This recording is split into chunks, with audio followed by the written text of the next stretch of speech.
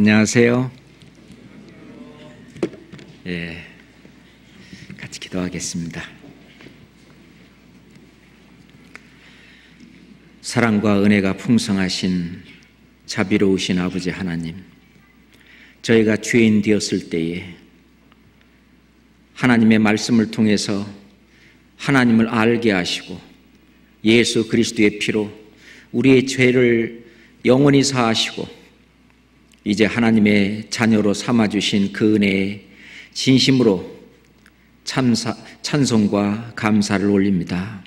아버지 하나님, 우리를 고아처럼 버려두지 아니하시고 주님의 몸된 교회 안에서 늘 주님과 동행하며 주님이 우리를 데리러 오는 그날을 기다리며 밖으로 이 귀한 복음을 함께 증거하도록 하신 주님, 이 시간도 주님의 말씀이 곳곳에서 전파되고 있습니다. 특별히 이번 주에는 공주 수양관에서 축의 수양회로 많은 영혼들 말씀 앞에 우리 주님 친히 불러 모아주시고 그들에게 하나님을 알게 하시며 하나님의 이 귀한 복음을 증거하도록 우리를 인도하시고 함께 하신 주님, 이번 수양회를 통해서 우리 주님께서 친히 그 말씀 듣는 강박한 마음들을 부숴주시고 그 마음을 열게 하셔서 하나님의 귀한 복음의 말씀을 순종하고 듣고 깨달아 구원을 받을 수 있도록 역사해 주시옵소서. 말씀을 증거하는 목사님들의 입술에도 말씀과 지혜와 능력을 주시고 말씀 증거하는 그 일에 함께 동참하며 봉사하는 모든 손길, 발길에도 주님 은혜와 축복을 더해 주시옵소서. 아버지 하나님, 오늘도 마땅히 이번에 새로 구원받은 귀한 영혼들 주님 몸된 교회 안에서 어떻게 살아가야 할지 함께 말씀으로 교훈받는 시간 되게 도와주시옵소서. 우리를 사랑하시는 예수 그리스도 이름으로 기도드렸습니다. 아멘. 시편 23장을 찾겠습니다. 시편 23장, 시편 23장 6절까지 함께 읽겠습니다. 여호와는 나의 목자시니 내가 부족함이 없으리로다. 그가 나를 푸른 초장에 누이시며 쉴 만한 물가로 인도하시는도다. 내 영혼을 소생시키시고 자기 이름을 위하여 의의 길로 인도하시는도다. 내가 사망의 음침한 골짜기로 다닐지라도 해를 두려워하지 않을 것은 주께서 나와 함께 하심이라. 주의 지팡이와 막대기가 나를 안위하시나이다. 주께서 내 원수의 목전에서 내게 상을 베푸시고 기름으로 내 머리에 바르셨으니 내 잔이 넘치나이다. 나의 평생의 선하심과 인자하심이 정녕 나를 따르리니 내가 여호와의 집에 영원히 거하리로다. 이 시를 쓴 다윗은 원래 목동이었습니다. 그래서 본인이 목자였기 때문에 그 목자의 어떤 일과 심정을 너무나 잘 그 하나님이 하시는 일과 비교해서 표현한 아주 주옥 같은 그런 말씀이라고 볼 수 있습니다. 다윗이 양을 칠 때에 그 양떼들을 돌보던 그 경험, 만약 사자나 이리가 달려들면 물매를 가지고 공격을 하고 때론 그 사자의 입에서 삼손만 사자를 이긴 것이 아니라 다윗도 사자를 이겼죠. 그 사자 입에서 그 양 새끼를 끄집어내고 그런 그 자기의 경험을 통해서 여호와는 나의 목자시다. 나는 한 마리의 양. 하나님께서 나를 기르시고 나를 인도하시고 결국 천국으로 인도하는 그 모습, 그것을 아주 적절하게 잘 표현한 그런 말씀이라고 생각합니다. 여호와는 나의 목자시니 양은 목자 없이는 살 수 없습니다.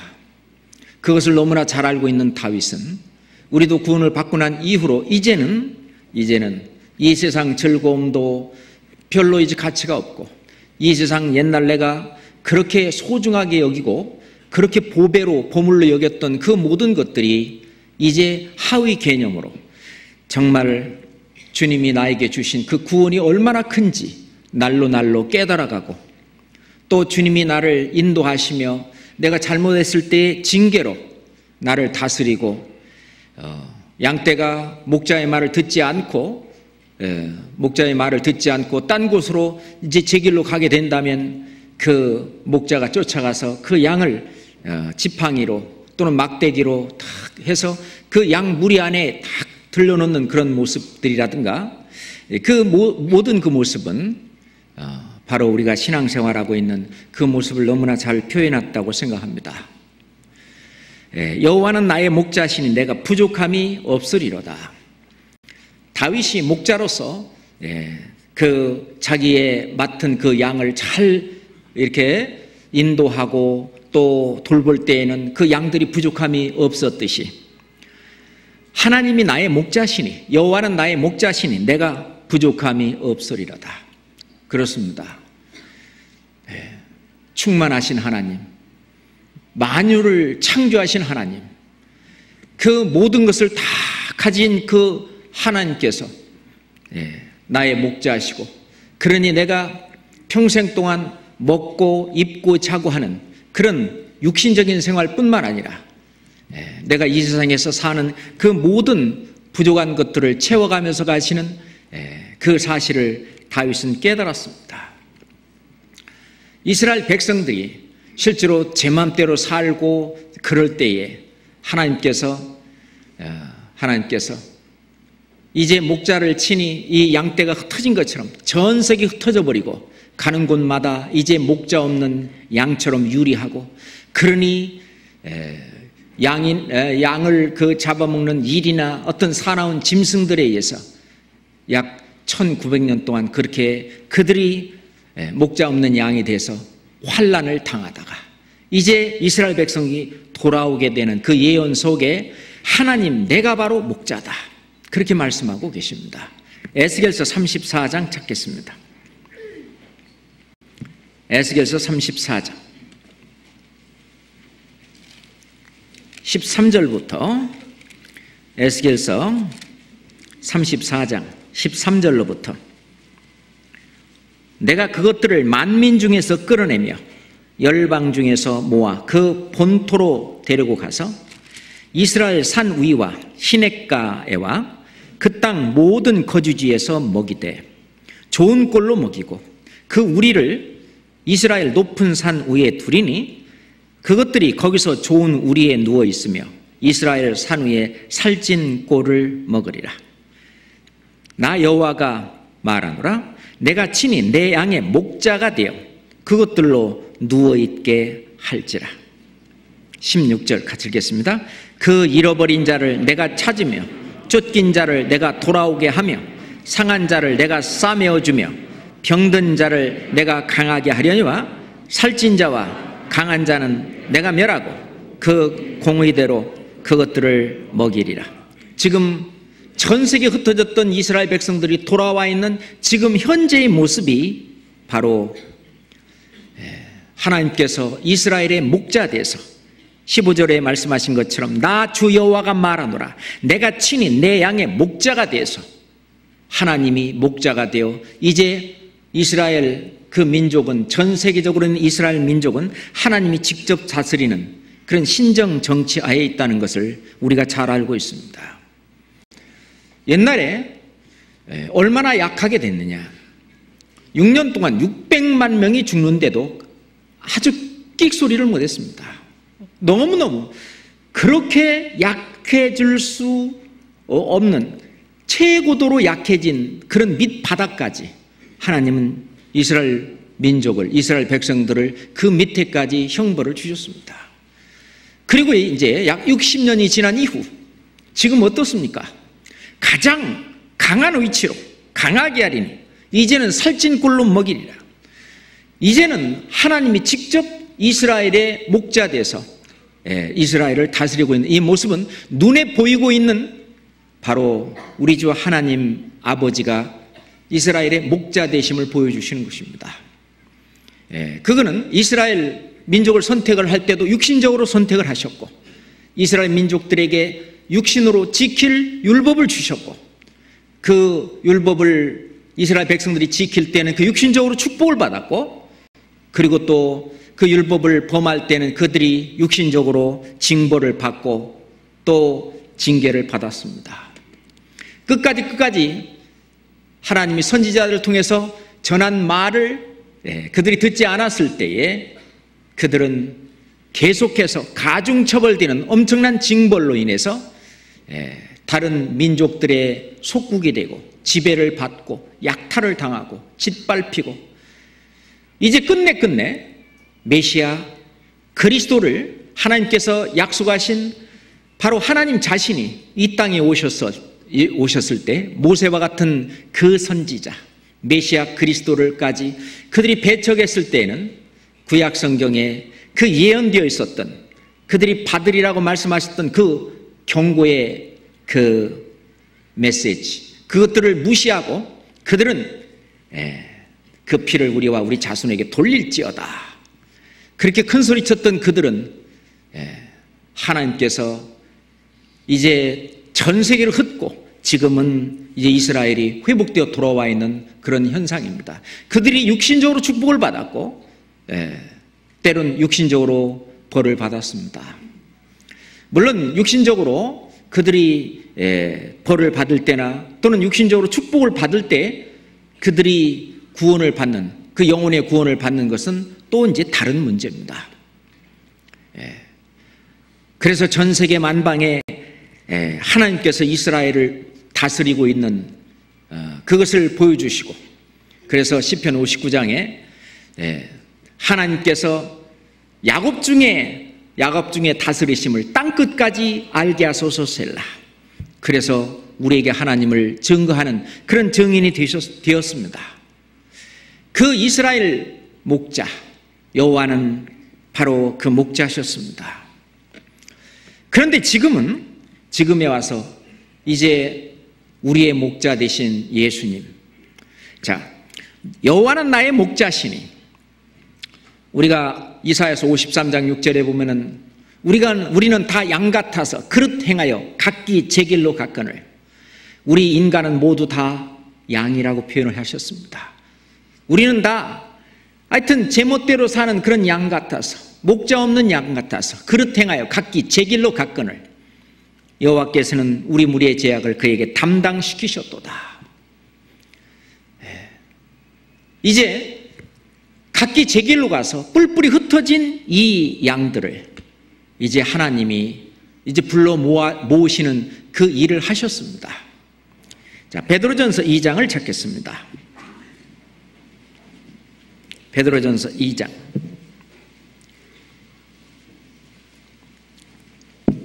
24절로 25절입니다. 베드로전서 2장 24절 25절. 친히 나무에 달려 그 몸으로 우리 죄를 담당하셨으니 이는 우리로 죄에 대하여 죽고 의에 대하여 살게 하려 하심이라.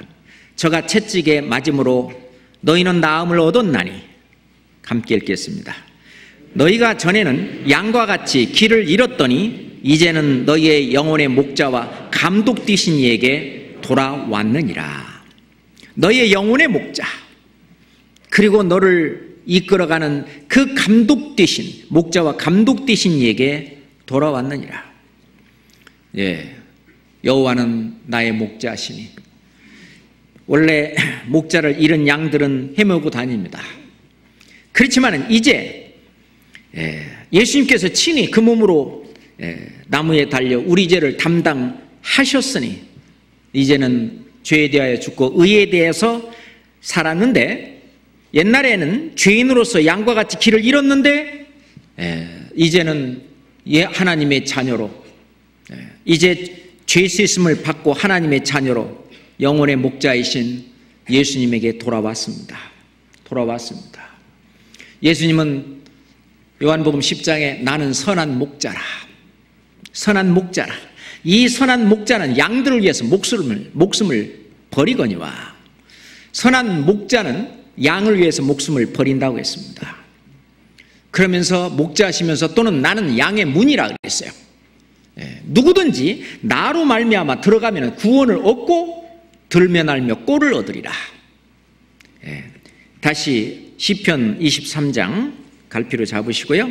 시편 23장 1절 2절 함께 읽겠습니다. 여호와는 나의 목자시니 내가 부족함이 없으리로다. 그가 나를 푸른 초장에 누이시며 쉴만한 물가로 인도하시는도다. 그가 나를 푸른 초장에 누이시며,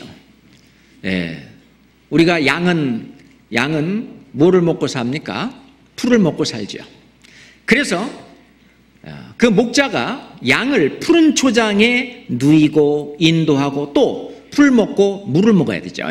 쉴만한 물가로 인도하시는도다. 생명의 떡과 생명수 되신 그 주님, 그 주님으로 인도하신 목자다 그 말입니다. 하나님은 생명의 떡 되신 예수님, 생명수 되신 그 예수님에게 인도하시는 겁니다. 그래서 바로 그가 나를 푸른 초장에 누이시며, 우리가 예수님 말씀하신 것처럼 사람이 떡으로만 살 것이 아니요 하나님의 입에서 나오는 모든 말씀으로 살 것이니라. 이 푸른 초장은 하나님의 말씀입니다. 하나님의 말씀이 선포되고 하나님의 말씀이 증거되는 것이 바로 푸른 초장입니다.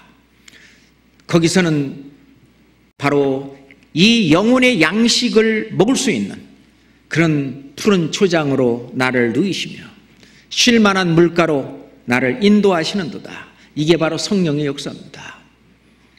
성령의 역사가 있는 그곳으로 나의 목자 되신 그 하나님께서는, 주님께서는 나를 인도하시고 말씀 있는 곳으로 나를 인도하시고, 우리가 하루도 밥 없이 또는 물 없이 살 수 없듯이 우리 영혼은 하루도 하나님의 말씀 없이는 솔직히 살 수 없습니다. 우리가 가래에 있던 그런 심령 속에 찬송가 소리가 들리면 참 마음이 끌립니다. 그리고 이제 우리가 우리 핸드폰이라든가 그런 곳에 때론 말씀도 담아가지고 다니면서 듣고 또는 성경 말씀도 담아가지면서 듣고 암송도 하고, 그때마다 우리는 마음의 안식을 얻고 희망을 갖고 소망을 갖고, 또 내 자신이 또 어떤 이 세상 잠에서 깨어 어떤 하나님의 자녀로서 늘 올바로 설 수 있는 그런 힘을 갖게 됩니다. 이 푸른 초장은 바로 하나님의 말씀이죠. 우리를 세워주시고 우리를 아주 힘있게 하고 우리에게 아주 생명을 더하는 그런 말씀이 있는 곳이 바로 푸른 초장입니다. 쉴만한 물가로 우리를 인도하시는도다. 그렇죠. 거기에서 3절 같이 읽겠습니다. 내 영혼을 소생시키고 자기 이름을 위하여 의의 길로 인도하시는도다. 내 영혼을 소생시킨다. 이것은 바로 영혼의 구원입니다. 죽었던 영혼을 살리셨도다 그 말입니다. 죽었던 영혼을 살리셨도다. 그래서 시편 19장에 보면은 여호와의 율법은 완전하여 영혼을 소성케 하며, 여호와의 율법 하나님의 말씀은 완전하여 내 영혼을 소성케 하신다. 그러죠? 주의 말씀대로 나를 소성케 하소서, 또는 성경 말씀에 주의 말씀이 나를 살리셨음이니라, 그런 말씀도 있죠. 주의 말씀이 나를 살리셨다. 사람이 거듭나는 것이 바로 항상 있고 살아있는 말씀으로 되어 있느니라. 이 말씀으로 거듭나는 것입니다. 말씀으로 살아나는 거죠. 죽었던 영혼이 살아나는 겁니다. 에베소서 2장 1절에 보면은 너희의 허물과 죄로 죽었던 너희를 살리셨도다. 그것은 바로 죽었던 영혼을 살렸다고 하는 것입니다. 2장 5절에도, 에베소서 2장 5절에도 허물로 죽은 우리를 그리스도와 함께 살리셨고 너희가 은혜로 구원을 얻은 것이다. 그렇습니다. 그 죽었던 영혼을 살리는 겁니다. 영혼이 살아나는 겁니다. 자, 우리의 영혼을 소생시키고 우리가 전도 집회를 하는 동안에 이것은 경험합니다. 우리가 거듭남이라는 게 뭘까요? 거듭남이라는 것은 중생의 씻음입니다. 중생의 씻음이란 말은 중생 곧 씻음이란 뜻인데, 중생은 곧 뭐를 씻는 거냐? 죄를 씻는 겁니다. 얼마만큼 씻어야 죄가 씻어지느냐? 바로 영원한 속죄해야 됩니다.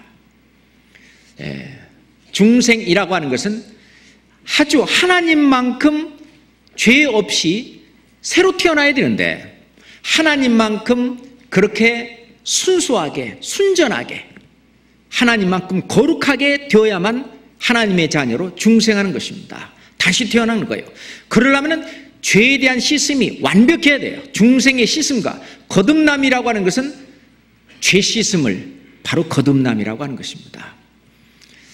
니고데모에게도 얘기하는 사람이 거듭나지 아니하면 하나님 나라에 들어갈 수 없느니라. 그 말은 사람이 죄 씻음을 받지 아니하면 결코 하나님 나라에 들어갈 수 없다. 결코 하나님 나라에 들어갈 수 없다. 사람이 거듭나지 아니하면 하나님 나라에 들어갈 수 없다라는 그 말씀을 5절에는 사람이 물과 성령으로 나지 아니하면, 거듭이란 말을 물과 성령으로 나지 아니하면 하나님 나라에 들어갈 수 없다, 그렇게 말씀하셨는데, 거듭나는 게 뭐냐? 물과 성령으로. 물은 말씀입니다. 그 말씀이 전파될 때 그것을 깨닫게 하시는 분은 바로 성령이셔요. 성령은 그 사람의 마음밭을 보시고, 과연 구원받을 만한 합당한 그런 마음이 되어 있는가를 보시고, 그랬을 때에는 성령이 깨닫게 하시고 성령이 그 안에 들어와 계십니다. 그게 거듭나는 것이죠. 물과 성령으로 나는 것입니다. 베드로전서 1장 3절에 보면 예수 그리스도의 죽은 자 가운데 부활하심으로 말미암아 우리를 거듭나게 하사, 그 말씀은 뭐를 증거하느냐? 예수님이 내 죄로 말미암아 죽으시고, 그리고 구약 성경에 예언되어 있는 것처럼 사흘 만에 내 죄를 영원히 다 사했다고 하는 것을 표하고 나타내기 위해서 부활하시고, 그 부활할 때는 썩지 아니할 몸으로 부활하신다 그랬는데 정말 썩지 아니할 몸으로 부활하셨습니다. 예수님은 임사체험한 것이 아닙니다. 임사체험한 사람은 다시 어떻게 해요? 다시 죽어요. 부활하신 예수님은 다시는 사망 권세를 깨치신 분이기 때문에 다시는 부활하신 예수님은 죽음이라는 게 없습니다. 그런데 이제 이단들, 교주들 가운데 자기가 재림 예수라고 했다가 죽잖아요. 몽땅 다 이제 거짓이죠. 부활하신 예수님이, 다시 재림하신 예수님은 결코 죽음, 그 사망 권세를 깨치신 분입니다. 그렇기 때문에 그거하고는 완전히 상관없어요. 예수님의 죽으심과 그 죽은 자 가운데 부활하심으로 말미암아, 신령한 몸으로 부활하심으로 말미암아 우리를 거듭나게 하사, 그 말이 바로 물입니다. 물로, 그게 말씀이죠. 그 하나님의 말씀이 예수님이 내 죄를 담당하시고 죽으시고, 그리고 그것을 이제 그것을 믿는 사람들 앞에 너에게 평강이 있을지어다. 이제 마음 놓아라. 이제 너희 죄가 영원히 다 영원한 속죄를 이뤘다. 영원한 한 제사를 드리고 이제 다 끝났다. 다 이루었다. 그거를 표현해 주는 겁니다. 내 영혼을 소생시키고, 하나님은 내 영혼을 그렇게 소생시켰습니다. 예수님이 그 죽으신 이유는, 하나님이신 그분이 죽으신 이유는 우리를 하나님처럼 그렇게 순결하게 순전하게 죄 없는 사람으로, 죄 없는 그런 하나님처럼 되게 만들라고 우리 죄를, 호리만한 죄까지 남김없이 자기 몸에 담당하시고, 이 세상 모든 죄를 담당하시고, 그리고 그 순환의 길을 걸어가셨던 것입니다. 내 영혼을 소생케 하려고. 하나님은 이 세상에 태어난 모든 사람에게 그 마음속에 영혼을 사모하는 마음을 주셨습니다. 다시 말해서 영혼을 사모하는 마음을 주셨다는 말을 영어 성경에 보면 He has also put eternity in the hearts of men. 그는 사람의 마음속에 영원을 넣어놨다. eternity, 영원, 영생을 넣어놨다 그랬습니다. 모든 애벌레 속에 나비를 넣으셨던 것처럼, 모든 알 속에 어떤 새를 넣으셨던 것처럼, 구더기 속에 파리를 넣으신 것처럼 태어나는 모든 사람에게는 그 영생을 넣어놨는데, 그래서 우리말 성경이 잘 번역이 됐다고 생각합니다. 그것을, 영생을 찾는 마음을 주셨느니라, 그렇게 번역이 됐는데 너무나 잘 됐다고 생각해요. 그 영생을 넣어놨기 때문에 그 영생을 찾는 마음, 영혼을 사모하는 마음을 주셨느니라. 그래서 영원히 살고 싶고 영원히 사랑하고 싶고 그 마음이 그 속에 있는 것입니다. 그 영혼을 소생시켜서 예수님이 이 땅에 영생을 주러 오셨고, 내가 저에게 영생을 주노니 영원히 멸망치 아니할 터이요, 영생을 주려 오셨고 우리는 영생을 얻으러 왔습니다. 많은 사람이 예수님에게 와서 선한 선생님이여 내가 무엇을 하여야 영생을 얻으리까? 뭔가 아는 사람은 영생을 얻는 그 길을 구했습니다. 우리는 이 세상에 영생을 얻으러 왔습니다. 그러니 이제 믿는 자는 영생을 가졌나니, 이제는 그 사실을 믿고 깨달은 그 사람은 이제 영생을 가졌습니다. 이 세상 잠깐 사는 삶은 정말 잠깐입니다. 진짜 잠깐입니다. 그렇죠? 요즘은요, 초등학생들도 있잖아요. 저는 초등학교 때 시간이 그렇게 안 가더라고요. 그 하루가 그렇게 길었어요. 아침에 그 신학가에 가서 놀다가 오후에 또 풀 베고 뭐 또 하고, 그래도 하루가 그렇게 길었는데 요즘 학생들을 물어보면 하루가요 금방 지나간대요. 학교 갔다 학원 몇 개 갔다 오고 금방, 그죠? 근데요, 실제로 그것뿐만 아니라 요즘은요 시간이 옛날보다 훨씬 더 빨리 가는, 똑같은 시간이 가는데 우리가 이 체감 시간이라고 그럴까요? 이게 우리가 느끼는 시간이 너무너무 빨리 갑니다. 진짜 마지막으로 달리고 있다는 생각도 드는데, 이럴 속에서 우리가 이 구원을 받았다, 영생을 얻었다, 내 영혼이 소생됐다고 하는 이것은 너무너무 큰 거라고 생각합니다. 그렇잖아요? 이거를 무엇으로 바꿀 수 있겠습니까? 이거는 너무나 값진 것이라 우리가 마태복음 13장 46절에 보면은 극히 값진 진주 하나를 만나매 자기의 모든 보배, 모든 진주를 다 팔아 그 진주 하나를 샀느니라 그랬습니다. 그러니까 우리의 모든 실은 목표, 우리의 인생의 모든 목표는 바로 영혼이 소생되어 영생을 얻는 그것입니다. 그것을 위해서 하나님은 이 성경을 우리한테 주셨죠. 성경에서 영생을 얻는 줄 생각하고 성경을 상고하거니와. 그렇습니다. 그 영혼을 소생시키고 그걸 깨달은 사람을 이제 자기 이름을 위해서 의의 길로 인도하시는도다. 이번 여름 수양회, 하기 수양회를 통해서 또는 그 집회들을 통해서 이번 구원받으신 새로운 분들, 이제 이 의의 길로 가셔야 됩니다. 우리를 구원해서 이렇게 교회에 데려다 놓으신 분이 우리를 구원하신 예수님입니다. 우리가 강도 만난 자를 자기 주막에 태워서 이제 자기 주막이 아니고 자기 짐승에 태워서 주막으로 이렇게 데리고 가신 분이 바로 사마리아인인 예수님이었습니다. 자, 예수님이 실은 이 구원받은 사람, 원래 이제 기름과 포도주로 싸맬 때에 이제는 죽지는 않지만은 이제 영생을 얻었어요. 이제 지옥을 갈 필요가 없어요. 둘째 사망을 받을 필요는 없지만 이 세상에 사는 동안에 아직도 치유되어야 될 상처가 있기 때문에, 또는 어떤 아픈 곳이나 아직 덜 뭐한 것들이 있기 때문에 교회 안에서 치료를 받아야 됩니다. 그 교회가 바로 예수님께서 말씀하신 주막이고, 구원받은 이후로 요한복음 15장에 있는 말씀처럼 포도나무에 가지가 붙어있지 아니하면 절로 과실을 맺을 수 없다. 너희는 내가 일러준 말로 이미 깨끗하였으니 내 안에 거하라. 그리하면 나도 너희 안에 거하리라. 이게 굉장히 중요한 교훈입니다. 우리가 구원받을 때 성령이 오셔서 내 안에 계시지만 실은 하나님은 양떼를 인도하시는 겁니다. 물론 개인도 인도하시지만 어디 속에서, 양무리 속에서, 양떼 속에서 개인을 보살피는 겁니다. 그래서 요한일서 2장 뒤에 보면은 기름 부음이 우리 안에 거하는데 그 안에 거하라.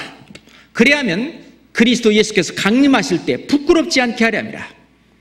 나중에 이 양무리에서 떠난 그 일로 인해서 하나님의 그리스도의 심판대 앞에 갔을 때 부끄러움을 받는다라고 말씀하시는데, 실제로 우선 결론부터 말씀드리면 자기 이름을 위하여 의의 길로 인도하시는도다. 이 의의 길이 어디냐 그 말입니다. 이 의의 길은 교회가 우리 주님과 함께 가는 길입니다. 이 길로, 교회가 가는 이 길로 인도하신다는 것입니다. 물고기가 물을 떠나서는 살 수 없듯이 구원받은 사람은 절대 교회를 떠날 수는 없습니다. 자, 지금은요, 시대를 이방인의 시대, 이방인의 때라고 말합니다. 뿐만 아니라 성령이 역사하신다 그래서 성령 시대라고 그렇게 합니다. 성령이 어디에서 역사하시냐? 교회 속에서 역사하시기 때문에 교회 시대라고도 하는 것입니다. 주님이 우리를 의의 길로 인도하는 것은 바로 교회를 통해서 인도하십니다. 그 교회로 걸어가도록, 교회와 함께 걸어가도록 우리 걸음을 인도하시는 자는 그분은 바로 우리 주님이십니다. 우리 목자십니다. 우리 목자는 양을 흩어놓고 너는 저기 흩어놓고 인도하시는 것이 아니라 양 무리를 함께 인도하신다는 사실이죠. 그것을 빨리 깨달아야 신앙생활이 쉬워집니다. 왜냐하면 이 안에, 신앙생활 이 안에 들어오면은 주님이 나를 아주 자연스럽게 인도하십니다. 그러니 이 교회 안에 나를 맡기는 게 중요합니다. 시편 37장 보겠습니다. 시편 37장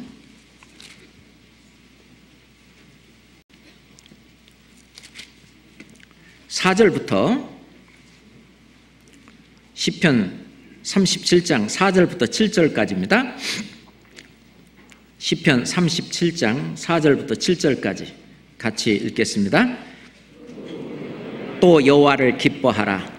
저가 네 마음의 소원을 이루어 주시리로다. 너의 길을 여호와께 맡기라. 저가 의지하면 저가 이루시고 네 의를 빛같이 나타내시며 네 공의를 정오의 빛같이 하시리로다. 여호와 앞에 잠잠하고 참아 기다리라. 자기 길이 형통하며 악한 꾀를 이루는 자를 인하여 불평하여 말지니라.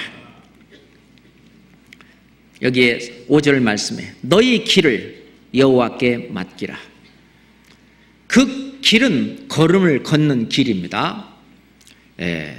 사람이 자기의 길을 계획할지라도 이 걸음을 인도하시는 분은 여호와시라.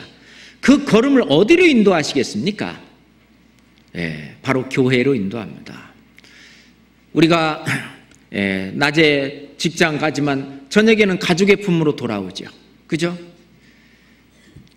우리가 주님의 몸된 교회 이 안에서 우리가 실은 직장에 가고 또는 가정에 가고 하고 있지만 넓은 그 울타리가 전부 다 주님의 푸른 초장이고 주님의 몸된 교회입니다. 그렇잖아요. 이 교회 안에서 우리가 전화로도 교제하고 문자로도 교제하고 여러 가지 방법으로 서로 계속 피가 통하는 것처럼 계속 온 몸이 유기적으로 움직입니다. 그게 주님의 몸된 교회입니다. 여기다가 너를 맡기라 그 말입니다. 어디에다가 내 일생을 투자할 것이냐 그 말입니다. 내 모든 일생을 이 교회에다 맡기라. 그런다면은 하나님이 이제 이 세상에 나가서도 요셉 같은 그런 분은 애굽의 총리가 되게 하셨습니다. 다니엘 같은 그런 선지자. 우리가 이 세상에서도요, 하여튼 하나님의 어떤 몸된 교회를 위해서 무슨 일을 하든지 간에 하나님이 다 인도하십니다. 하나님은 높이기도 하시고 낮추기도 하시고, 때론 높이기도 하시고 낮추기도 하십니다. 때론 가난하게도 하시고 부하게도 하시고, 때론 죽이기도 하시고 살리기도 하셔요. 그 결과는 하나님 앞에 맡기고, 우리는 내 자신을 하나님 앞에 맡기고, 우리가 저를 의지하면, 그렇습니다. 저를 의지하면, 그렇습니다. 우리가 저를 의지하면 저가 이루시고, 그렇습니다. 우리가 이 교회에 나를 맡기고 사는 삶, 그게 바로 내가 걷는 걸음입니다. 의의 길로 인도하시는 겁니다. 근데 의의 길로 인도하시는데 이 의의 길이 실은 만만치 않습니다. 의의 길은 목자가 앞에 쭉 가면은 양들이 그 뒤를 어떻게 해요? 따라가지요. 맞습니까? 목자가 앞에 쭉 이렇게 어떤 휙 소리를 하면서 하면 양들이 쭉 따라갑니다. 목자가 앞에 서고 뒤에 따라가는데, 그 의의 길은 목자가 앞에 걸어가는 길, 그것은 교회가 걸어가는 길이기도 합니다만은 그 길은 만만치 않습니다. 우리가 구원을 받으면 즉 구원의 문을 통과하면 시험이 오고, 그러잖아요. 시험이 오고, 또 이 의의 길을 걷게 되면 고난과 핍박이 따라옵니다. 왜? 마귀가 역시 살아있는 거거든요. 생명으로 인도하는 문은 좁고 길이 협잡하여 찾는 이가 적으니라. 생명으로 인도하는 문은 그 생명 길과 의의 길과 연결되어 있어요. 그건 천성까지 연결되어 있습니다. 생명으로 인도하는 문은 좁고 그 길이 협잡하다고 했어요. 힘든 길입니다. 세상 사람들이 볼 때 힘든 길입니다. 그래서 중도에 어떤 사람은 포기하는 사람도 있어요. 우리가 대만은 세상을 사랑하여 데살로니가로 갔고, 그죠? 중도에 포기한 사람이죠. 우리가 이 의의 길을 간다고 하는 이것은 이제 구원 받고 나면 바로 시험이 옵니다. 여러 가지 시험이 오죠. 그 시험을 통과하고 이제 의의 길을 가는 것이 뭐냐? 주님의 뒤를 따라가는 것입니다. 예수님의 뒤를 따라가는 겁니다. 근데 예수님은 뒤를 따라오는 것을 이렇게 말씀하셨습니다. 누가복음 9장 보겠습니다. 누가복음 9장입니다. 23절, 24절입니다. 누가복음 9장 23절, 24절입니다. 또 함께 읽겠습니다. 또 우리에게 이르시되 아무든지 나를 따라오려거든 자기를 부인하고 날마다 제 십자가를 지고 나를 좇을 것이니라. 누구든지 제 목숨을 구원코자 하면 잃을 것이요 누구든지 나를 위하여 제 목숨을 잃으면 구원하리라. 또 무리에게 이르시되, 그랬는데 실은 마가복음에 보면 제자들과, 그러니까 무리와 제자들과 무리에게 이르시되, 또 그렇게 또 얘기를 했습니다. 무리들과 그 제자들에게 이르시되 아무든지 그랬어요. 나를 따라오려면, 실은 예수님을 따라가는 사람 누가 따라가겠습니까? 실은 그 문을 통과하고 구원의 문을 통과하고 구원받은 사람이 예수님을 따라가겠죠. 하여튼 아무든지 나를 따라오려거든 첫 번째 자기를 부인해야 된다는 것입니다. 자기를 부인해야 된다.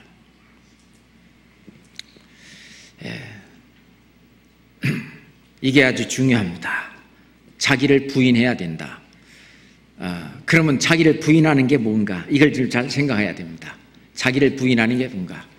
나는 나를 부인하자. 나는 오세일이 아니요. 그게 자기를 부인하는 거냐. 자기를 부인하는 게 뭔가 좀 생각을 해볼 필요가 있습니다. 우리는 이제 앞에 목자 되신 예수님을 뒤에서 따라가야 되는데, 예수님이 친히 말씀하시기를 누구든지 나를 따라오려거든 자기를 부인하고 날마다 제 십자가를 지고 나를 좇을 것이니라. 자기를 부인해야 된다는 것입니다. 이게 뭐냐?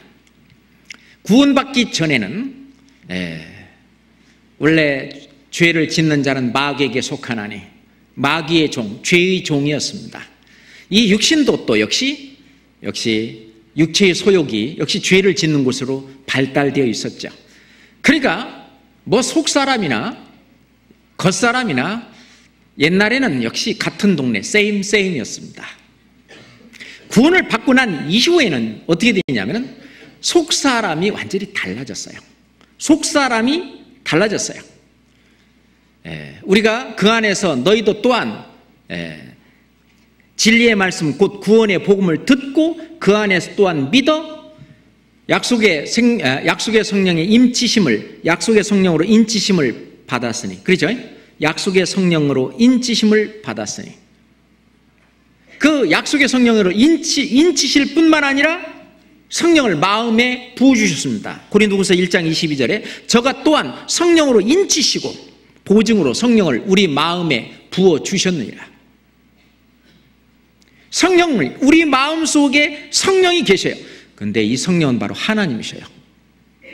하나님은 죄가 하나라도 있는 곳에는 함께 할 수가 없어요. 악이 주와 함께 거할 수 없는 그것이라. 그러니 이 속사람은 너무나 깨끗한 바로 하나님 자신, 이 그리스도입니다. 이 그리스도가 내 속에 와 있는 게 그게 속사람이에요. 속사람이 있고 이제 겉사람이 있어요. 겉사람이 있어요. 아직 이 육신은 구원을 받지 못했기 때문에 어떤 마귀는 밖에서 이 육신의 소욕을 가지고 이게 대한 죄에 대한 본성이 아직도 육체를 떠나지 않고 남아있어요. 그 육체의 어떤 본성, 죄에 대한 본성, 그게 이제 육신의 욕구로 우리가 안목의 정욕, 육신의 정욕, 그리고 이생의 자랑이라고 하는 이거를 통해서 우리를 자꾸 죄 아래 끌고 내려오는 겁니다. 자꾸. 그런데 이 속에는 성령이 계셔요. 이 안에 성령, 그게 그리스도의 영입니다. 누구든지 그리스도의 영이 없으면 그리스도의 사람이 아니라 그건 구원받은 사람이 아니에요. 그 사람은 천국 가보면 그 사람은 없습니다. 이 실제로요, 죄를 짓더라도요, 구원받은 사람은 이 속 사람이 꿈틀거려요. 근데 우리가 저분은 좀 이상하다. 그게 뭐예요? 이 속 사람이 꿈틀거림이 없는 거죠. 죄를 짓는다든가 어떤 우리가 구원받은 이후에 죄를 질 수는 있겠지만 그래도 이 속 사람이 꿈틀거림이 없으면 그잖아요. 그 안에 그리스도가 없으면 그건 그리스도의 사람이 아니다. 그건 구원 안 받은 거죠. 아무리 과거, 현재, 미래 이제 영원히 사했습니다. 백날 얘기해봐야 그거는 머릿속에 뱅뱅 도는 얘기고 성령께서 그것을 인정하지 않는 거죠. 성령이 인치시고 성령이 그것을 깨닫게 하시고 그리고 그 성령 그리스도의 영 그게 들어와 있는 그 사람이 진짜 구원받은 사람이잖아요. 그러면은요 원래 속사람은 날로 새로운 겁니다. 이 성경 말씀 실은 신앙생활의 4대 요소인 말씀, 기도, 교제, 전도 생활을 통해서 이 속사람은 점점 더 성장합니다. 그런데 이 겉사람도 만만치 않아요.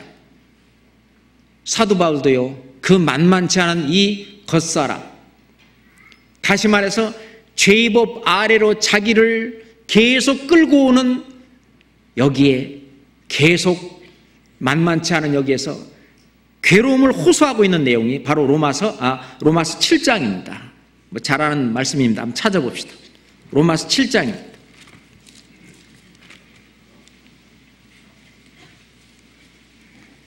로마서 7장입니다. 22절부터. 로마서 7장 22절입니다. 네 속사람으로는 하나님의 법을 즐거워하되 내 속사람으로는 하나님의 법을 즐거워하되 내 지체 속에서 한 다른 법이 내 마음의 법과 싸워 내 지체 속에 있는 죄의 법 아래로 나를 사로잡아 오는 것을 보는도다. 오호라, 나는 곤고한 사람이로다. 이 사망의 몸에서 누가 나를 건져내랴. 우리 주 예수 그리스도로 말미암아 하나님께 감사하리로다. 그런즉 내 자신이 마음으로는 하나님의 법을, 육신으로는 죄의 법을 섬기노라. 그래서 오호라, 나는 곤고한 자로다. 이 육신은 자꾸 이 겉사람입니다. 이건 자꾸 다구다구 하는 거예요. 육신의 정욕과 안목의 정욕과 이생의 자랑으로 자꾸 달려갑니다. 그렇지만 이 내 마음 속 사람은 하나님의 법을 사모하고 그거하고 거리가 넘어 있을 때는 괴롭고 그런 일이 벌어지는 것입니다. 그거에 대한 해답이 바로 로마서 8장입니다. 로마서 8장 1절 2절 함께 읽겠습니다. 그러므로 이제 그리스도 예수 안에 있는 자에게는 결코 정죄함이 없나니 이는 그리스도 예수 안에 있는 생명의 성령의 법이 죄와 사망의 법에서 너를 해방하였습니다. 그러므로 이제 그리스도 예수 안에 있는 자에게는 결코 정죄함이 없나니 그리스도 예수 안에 있다는 게 어디입니까? 교회입니다. 지금 이 시간에 이 자리에서 어떤 사회에서 죄라고 말하는 그런 도덕적인 죄를 이 자리에 지을 수 있습니까? 교회 안에서 아니죠. 이 교회 안에 어떤 사단 마귀로부터 하나님의 보호하심이 있어요. 그러니까 이제 그리스도 예수 안에 있는 자에게는, 즉 교회 안에부터 늘 교회 안에 유기적인 교제 속에 늘 있는 그 사람에게는 결코 정죄함이 없나니. 그렇습니다. 죄를 이길 수 있는 힘이 내 혼자 있는 것이 아니라 이 교회 속에 있어요. 이 교제 속에 있는 거예요. 그러니까 내가 넘어졌을 때 나를 일으켜 줄 수 있는 친구가 있어야 되는 것이죠. 이 교제가 있어야 됩니다. 그 사람은 복이 있는 사람이다. 근데 교제를 떠나서 그러면은요 일으켜 줄 수가 없잖아요. 이 교제 안에 있는, 그러면 결코 정죄함이 없다 그 말입니다. 구원을 받아서도 육신의 생각은 하나님과 원수가 되는 거죠. 하나님의 법, 이 속사람의 법에 굴복지 못합니다. 이 속사람 속에 들어있는 그리스도의 영, 성령과 이 교회 전체를 지금 인도하고 계신 성령과 같은 분입니까? 다른 분입니까? 같은 분이에요. 같은 분입니다. 그러니까 우리가 성령의 뜻이 무엇인지, 하나님의 뜻이 뭔지를 모를 때는 교회가 지금 어느 방향으로 무엇을 어떻게 하고 무엇을 결정하는지를 보면 됩니다. 그렇잖아요? 왜? 주님은 이 몸된 교회의 머리시기 때문에 그렇습니다. 머리시기 때문에. 그래도 이제 손의 사정이 다르고 발의 사정이 다르죠. 또 뭐 눈의 사정이 다르고 그 몸에 붙어 있은 이 머리지만 성령께서는 또 개인의 사정은 또 개인의 사정대로 다 돌보셔요. 그런데 이게 붙어 있을 때 가능한 거예요. 이 손가락이 손에 붙어 있을 때에 손가락으로서의 어떤 권리와 또한 의무와 어떤 축복과 어떤 영광을 다 누릴 수가 있습니다. 떠나 있으면 안 되는 거예요. 지금 의의 길이라는 것이 바로 이겁니다. 그런다면은 나를 따라오려거든, 나를 따라오려거든 우선 자기를 부인하고, 자기를 부인하는 게 뭐냐? 그 자기는 옛 사람입니다. 옛날 구원받기 전 사람, 육신을 통해서 살았던 사람, 겉사람이죠. 예전 육신을 쫓아 살았던 오로지 그냥 육신의 정욕과 안목의 정욕과 이생의 자랑, 이 세상 사람들이 어떤 추구하고 있는 그것만을 추구하고 있는 그 나, 그 나를 부인하고, 그러면 어떻게 해야 되냐? 그 부인하는 길은 뭐냐? 그 결정을 성령에게 맡기는 거예요. 성령을 따라 산다고 하는 것이 자기를 부인하는 것입니다. 성령을 따라 사는 거예요. 크게는 이 교회를 따라 사는 거예요. 교회에서 요구하는 대로 어떻게 하면 됩니까? 순종하는 거예요. 교회는 말씀으로 가잖아요. 그 성령은 말씀으로 가잖아요. 우리가 기차는 레일이 없으면 절대 달릴 수 없는 것처럼 이 성령은 말씀이 없이는 결코 역사하시지 않습니다. 이 교회는 말씀 위에 서 있고 말씀 위에서 달리고 말씀 위에서 역사하십니다. 주님의 그 머리의 뜻이 이 교회를 통해서 역사하시는 그건데, 그거에 내가 여호와께 그걸 맡기고, 그런 것이 나를 부인하는 것입니다. 그래서 교회에서 원래 나를 양육시키기 위해서 하는 것처럼 구역 모임이나 조모임이나 또는 각종 교제라든지 다 나가고, 다 나가고, 이게 이제 주님이 나를 인도하시는 그게 의의 길이거든요. 근데 빠지면 이런 거죠. 그게 이제 내가 판단하는 거죠. 에이, 가보니까 별것도 없더만. 이런 거 자기가 살아있는 겁니다. 그러지 말고 그냥 나의 일생을 그냥 교회에서 말씀으로 가르치는 대로 내 자신을 맡기고 사는 그게 의의 길이고 나를 부인하는 길입니다. 그게 내 속에 있는 하나님의 시, 성령을 따라 사는 삶입니다. 그러다 보니까 우리가 요한일서 3장 9절에도 보면은 하나님께로 난 자마다 죄를 짓지 아니하나니 이는 하나님의 시가 너희 속에 계시며, 하나님의 시, 성령이죠. 너희가 하나님께로 났기 때문에 하나님께로 난 사람, 하나님의 시, 성령, 그리스도가 안에 계신데 그 그리스도의 뜻대로 나를 맡기면, 그리스도는 바로 예수님인데 예수님은 평생 사시면서도 죄를 지신 적이 있어요, 없어요? 없잖아요. 그러니까 나를 부인하고란 말은 나를 그리스도에게 맡기고 말씀에게 맡기고 나를 거기에 맡겨버리면은 맡긴 만큼 죄하고는 멀어질 수 있잖아요. 맞죠? 그죠? 그게 자기를 부인하는 거예요. 내 뜻대로 마옵시고 아버지 뜻대로 하기를 원하나이다. 예수님도 그러셨잖아요. 너희는 성령을 근심뜨게 하지 마라 그랬습니다. 근심뜨게 하는 게 뭐예요? 성령은 이걸 요구하는데 그거를 자꾸 안 하는 거예요. 아버지를 근심뜨게 하는 아들은 뭡니까? 아버지의 뜻대로 안 사니까 아버지가 근심하잖아요. 성령을 근심뜨게 하지 마라. 성령을 소멸치 말며, 데살로니가 전서 5장 19절에 성령을 소멸치 마라는 말은 성령이 역사하려고 그러는데 아예 제껴버릴 거예요. 하나님 자리가 있어요. 나 지금 이게 성령이 뭔가 나를 통해서 뭘 하려고 그러는데 그거를 그냥 이런 지하에 탁 제껴버리고 그냥 자기 뜻대로 하는, 그건 자기를 부인하는 것이 아니라 자기 뜻대로 사는 겁니다. 맞지요? 성령을 소멸치 말며 그랬습니다.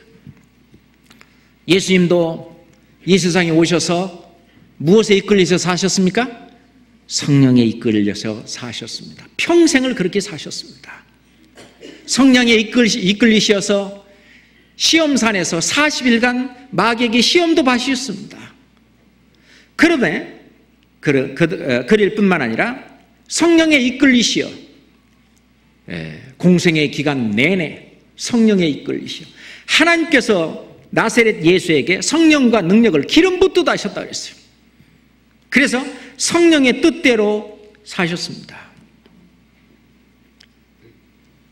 예수님은 승천하시기 전에 감람산에서 제자들에게 너에게 성령이 임하시면 너희가 권능을 받고 능력을 받고 예루살렘과 온 유대와 사마리아와 땅끝까지 이르러 내 증인이 되리라. 역시 너희도 성령을 받게 되면 성령을 받게 되면 어떻게 살아야 되냐 그 말입니다. 성령이 임하면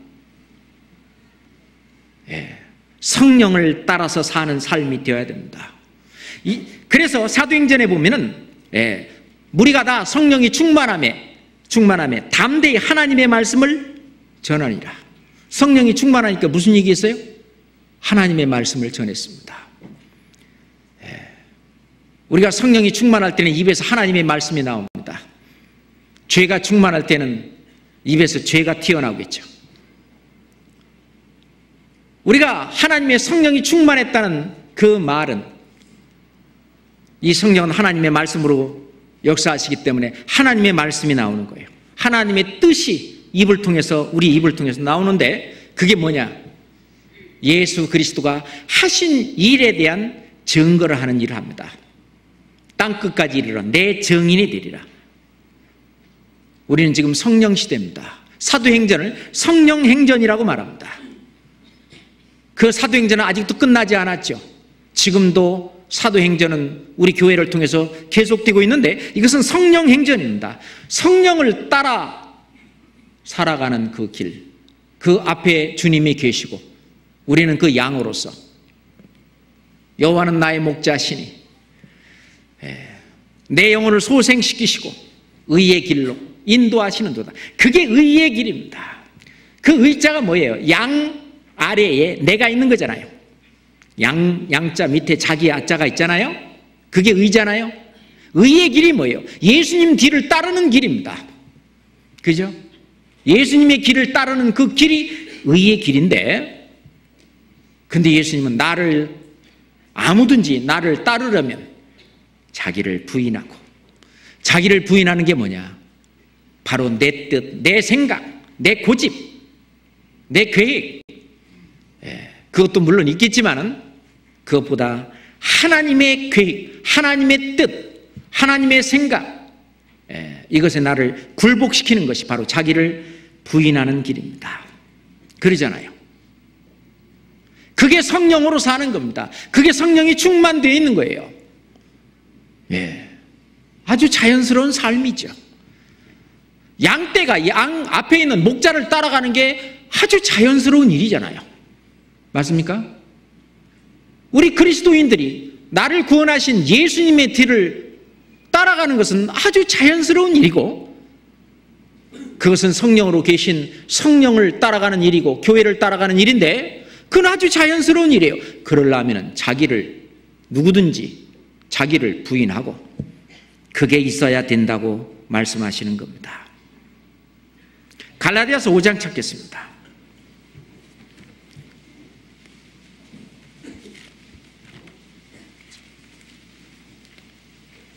갈라디아서 5장입니다.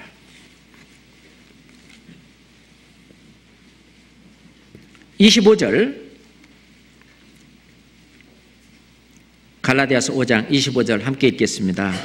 만일 우리가 성령으로 살면 또한 성령으로 행할지니, 성령으로 살면 또한 성령으로 행할지니, 그 성령으로 행한 것이 기록된 것이 바로 사도행전입니다. 그렇잖아요? 사도행전입니다. 그 성령행전이죠. 우리가 성령으로 살면 성령으로 행한, 그러니까 우리가 빌립보서 2장 1절에도 무슨 성령의 교제나, 우리가 교제를 할 때도 성령으로, 그리고 봉사를 할 때도 하나님의 성령으로 봉사하며, 기도할 때도 성령으로 기도하며, 그렇죠? 전도할 때도 성령으로, 성령이 그리스도잖아요. 예수님이잖아요.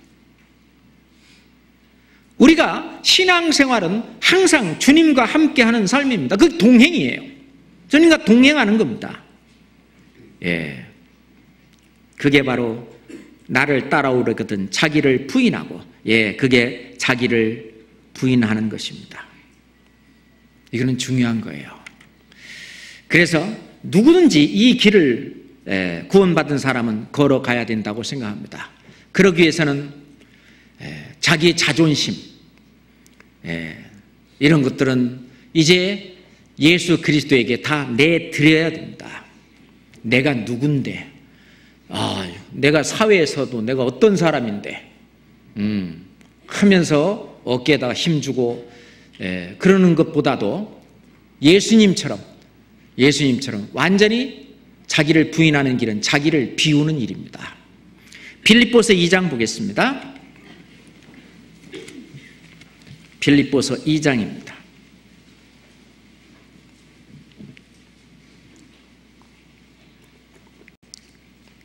5절부터 8절까지 같이 같이 읽겠습니다. 너희 안에 이 마음을 품으라. 곧 그리스도 예수의 마음이니 그는 근본 하나님의 본체시나 하나님과 동등됨을 취할 것으로 여기지 아니하시고 오히려 자기를 비어 종의 형체를 가져 사람들과 같이 되었고 사람의 모양으로 나타나셨음에 자기를 낮추시고 죽기까지 복종하셨으니 곧 십자가에 죽으심이라. 7절에 오히려 자기를 비어,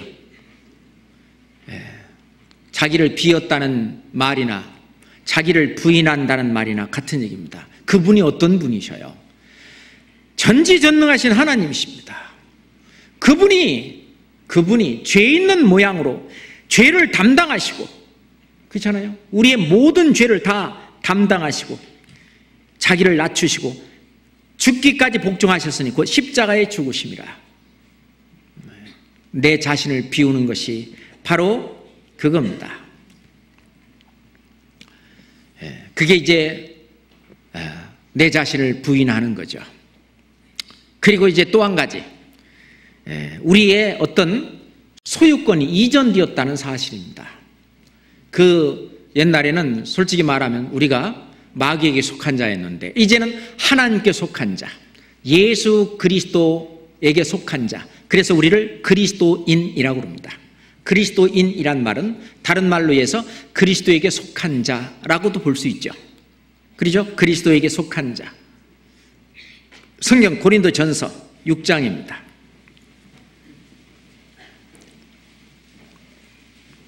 고린도전서 6장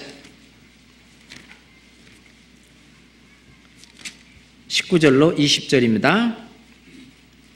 고린도전서 6장 19절부터 20절 천천히 같이 읽겠습니다.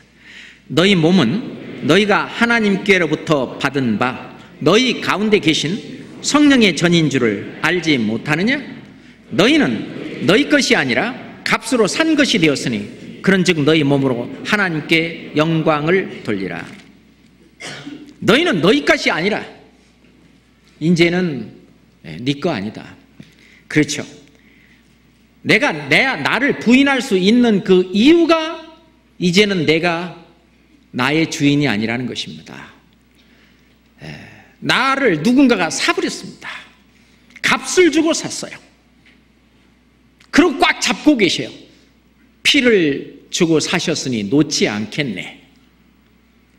그리스도의 피, 하나님의 피로 나를 값주고 사셨기 때문에 절대 안 놔요. 그렇잖아요. 우리가 하나님보다 강한 자입니까? 아니잖아요. 그런데 우리가 얼마나 강한지 몰라요. 다시 말해서 나를 부인한다고 하는 말은, 다시 얘기한다면 바로 나의 주인이 그리스도라고 하는 것을 인정하는 것입니다. 나는 주님의 종이다. 바로 주님의 종이다. 우리의 믿음의 선진들이 다 그랬습니다. 사도 바울은, 그리스도 예수의 종 바울은, 모든 사도들이 전부 나는 내가 주인이 아니고 나는 종이라고 표현을 했습니다. 그게 바로 나를 부인하는 길이죠. 그래서 로마서 14장 8절에 우리가 살아도 주를 위하여 살고 죽어도 주를 위하여 죽나니 그런즉 우리가 사나 죽으나 주의 것이로다. 죽어도 주를 위하여 살아도 주를 위하여 주의 것이라 그 말입니다. 그래서 나는 죽었다. 나를 부인하는 것은 바로 나는 죽었다. 죽은 내가 뭔 말을 합니까? 그렇잖아요. 내가 그리스도와 함께 십자가에 못 박혔나니 그런즉 이제부터는 내가 산 것이 아니라 내 안에 그리스도께서 사신 것이다. 내가 이제 육체 가운데 사는 것은 그렇다고 해서 나라고 하는 존재가 없어지는 건 아니죠. 실은요, 우리가 개인 생활에서 제가 내비게이션의 비유를 했습니다. 우리가 내 안에 계신 하나님의 성령은 나의 길이 어떤 길이라는 것을 벌써 빨간 줄로 쫙 그놨어요. 천성까지 쫙 그놨습니다. 우리가 목적지를 그 내비게이션에서 딱 이렇게 찍어가지고 안내 시작하는 빨간 줄을 쫙 그잖아요. 그죠? 근데 가다가 뭐 딴 생각하다든가 이래갖고 뭐 이렇게 돌 때 안 돌고 그러면은 띠디 그래가지고 또 재탐색가 뭐 이렇게 그러죠. 옛날 보면은요, 옛날 그 버전에 보면은요, 그 전라도 버전도 보면 아니라니까요 뭐 하면서 뭐 내비게이션이 자꾸 이렇게 얘기하는 것도 있는데, 원래 우리가 걸어야 될 코스는 하나님이 의의 길은 정해져 있습니다. 다시 말해서 교회 생활입니다. 우리 주님 올 때까지 이 원만하고 그리고 아주 올바르고 정직하고 순전한 내가 교회 생활하는 것이, 그걸로 인도하는 분이 또 하나님이시고 주님이시고, 그 길이 내가 가야 될 코스인데 그걸 잠깐 벗어나서 딴 곳으로 가면 띠리띠리 오는 거예요. 그게 이제 안 온 사람은 좀 이상한 사람이고, 그게 오면 이제 어떻게 해요? 징계도 맞고 혼나기도 하고, 그러고 이제 돌아오죠. 그러고 이제 제 코스로 다시 탁 돌아오면은 이제 아이고 이제 제대로 찾았네, 이제 요 길로 가면 되네 하고 마음이 안심을 하고 또 이제 또 같이 가잖아요. 맞죠? 그게 지금 나의 길을 인도하시는 분은 하나님이십니다. 내비가 내 길을 인도하는 것처럼 성령이 나의 길을 인도하셔요. 목자가 앞에서 따라오도록 인도하셔요. 그렇지만은 내가 그걸 믿고 따라가는 그 길이 바로 내가 가는 길이에요. 나를 부인하고 자기를 부인하고 예수님 뒤를 따라가는 것입니다. 그러잖아요. 예수님 뒤를 따라가는 거예요. 그렇게 하려면 어떻게 해야 되느냐? 갈라디아서 잠깐 찾아봅시다. 갈라디아서 5장.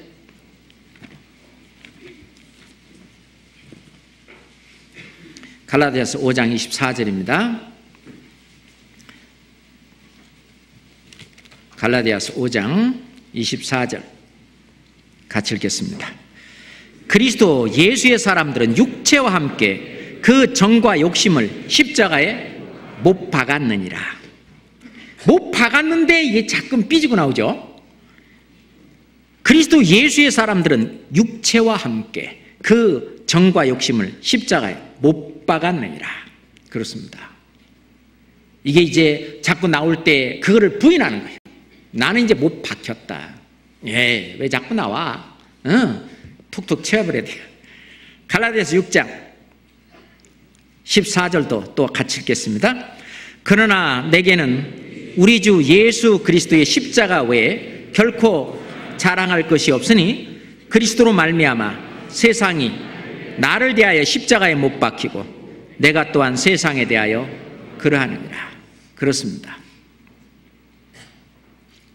이제 구원 받고 나서 나를 인도하시는 목자, 여호와는 나의 목자시니, 옛날에는 나의 계획, 내 생각, 내 출세 뭐 이걸 갖고 살았지만 여호와는 나의 목자시니 내게 부족함이 없으리로다.